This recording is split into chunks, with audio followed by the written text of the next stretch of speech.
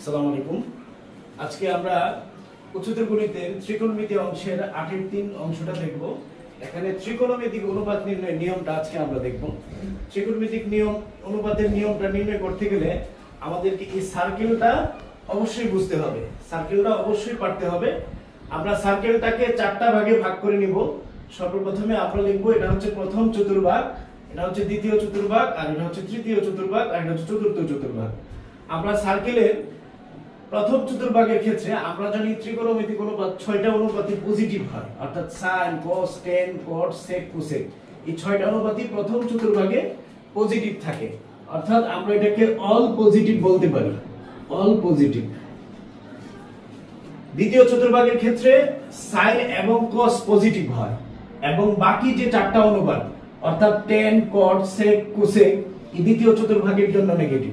অনুরূপভাবে tan cot তৃতীয় চতুর্ভাগের জন্য পজিটিভ এবং বাকি 4টা অনুপাত নেগেটিভ, এবং cos sec চতুর্থ ঘরে পজিটিভ, বাকি 4টা অনুপাত এই ঘরে নেগেটিভ।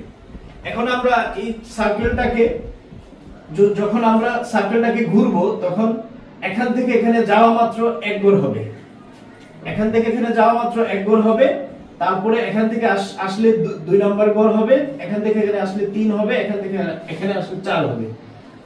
অর্থাৎ আমরা যখন একটা সার্কেলে একটা ঘর ঘুরবো অর্থাৎ এটা হবে 90 ডিগ্রি কোণে, অর্থাৎ π/2। 90 ডিগ্রি মানে কত? π/2। অনুরূপভাবে যখন আরেকটা ঘর ঘুরবে তখন আবার 90 ডিগ্রি এড হবে, অর্থাৎ তখন হবে এটা π।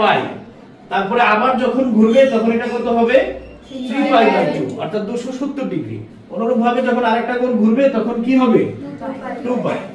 এখন আমরা দুটো মান নির্ণয় একটু দেখে নেব কিভাবে মান নির্ণয়টা আমরা করতে পারি।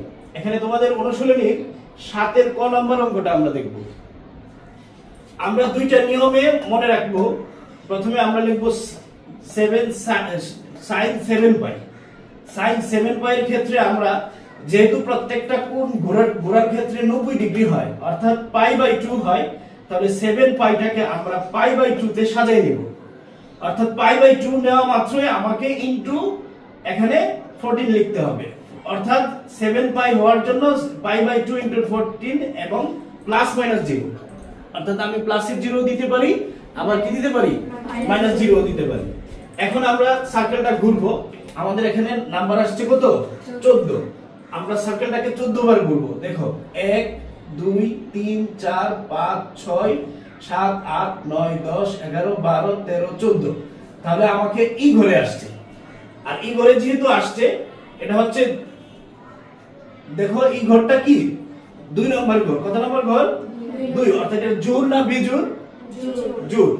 তাহলে সর্বপ্রথম আমরা দেখব কোন চতুর্ভাগে আছে। তাহলে এটা দ্বিতীয় চতুর্ভাগে আছে। দ্বিতীয় চতুর্ভাগে সাইন পজিটিভ না নেগেটিভ? পজিটিভ। সাইন পজিটিভ, এই জন্য সাইন সাইনই থাকবে, অর্থাৎ প্লাসের সাইনই হবে, অর্থাৎ পজিটিভ সাইন হবে। তারপরে দেখো আমরা দেখব যে π/2 এর সাথে জোড় আছে না বেজোড় আছে। তাহলে π/2 এর সাথে মানটা কি? জোড় আছে। π/2 এর সাথে যদি জোড় থাকে, π/2 এর সাথে যদি জোড় থাকে তাহলে কি অনুপাতের কোনো চেঞ্জ হবে না, অর্থাৎ সাইন কি থাকবে? সাইনই হবে। সাইন কি হবে? সাইনই হবে। যদি বেজোড় সংখ্যক থাকতো তাহলে কি হইতো? অনুপাতটা চেঞ্জ হয়ে যেত। কেমন হইতো? সাইন হয়ে যেত cos, cos হইতো কি? সাইন। যদি tan থাকতো tan হইতো cot, অথবা cot থাকলে cot হবে tan। যদি sec থাকতো sec হইলো কি? cosec, আর cosec থাকলে cosec হবে sec। তাহলে আমাদের sin কি থাকবে? সাইনই থাকবে। তাহলে sin থাকবে। আমরা 14 ঘর ঘোরার পরে অবশিষ্ট কি থাকে? 0 ডিগ্রি। তাহলে কি লিখবো? sin 0 degree. আর আমরা জানি sin 0 ডিগ্রির মান কত? 0। এখন আমরা 2 নম্বর সমাধানটা দেখি।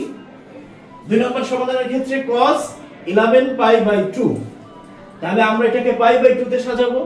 π/2 * 11 প্লাস 0 ডিগ্রি, প্লাস কি 0 ডিগ্রি। এখন আমরা সর্বপ্রথম 1 নম্বর নিয়ম দেখব যে কোন চতুর্ভাগ। তাহলে আমরা 11টা গুণন দিব। দেখো 1 2 3। স্যার এখানে +0 এর জায়গায় যদি -0 দিই 0 ডিগ্রি হবে?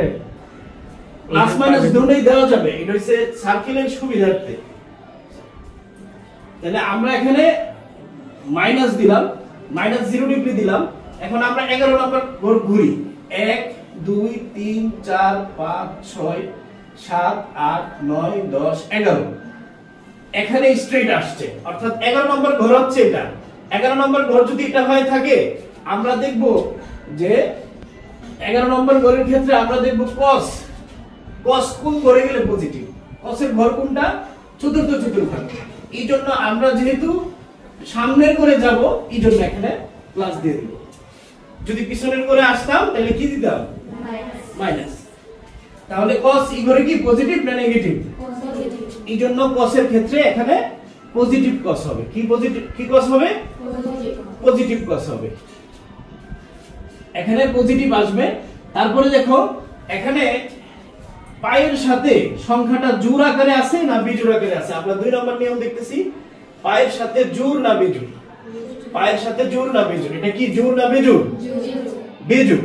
তাহলে বিজোড় থাকলে আমাদের কি নিয়ম ছিল? cos কি হয়ে যাবে? cos হবে sin। অথবা sin থাকলে কি হইতো? cos। যেহেতু বিজোড় সংখ্যকবার ঘুরেছি, এইজন্য cosটা কি হয়ে যাবে? sin। আর সাথে আমাদের কি থাকবে? 0 ডিগ্রি, অর্থাৎ sin 0 ডিগ্রি। sin 0 ডিগ্রি মান কত? 0। সবাই বুঝতে পারছো? জি স্যার। আর কোনো সমস্যা আছে? না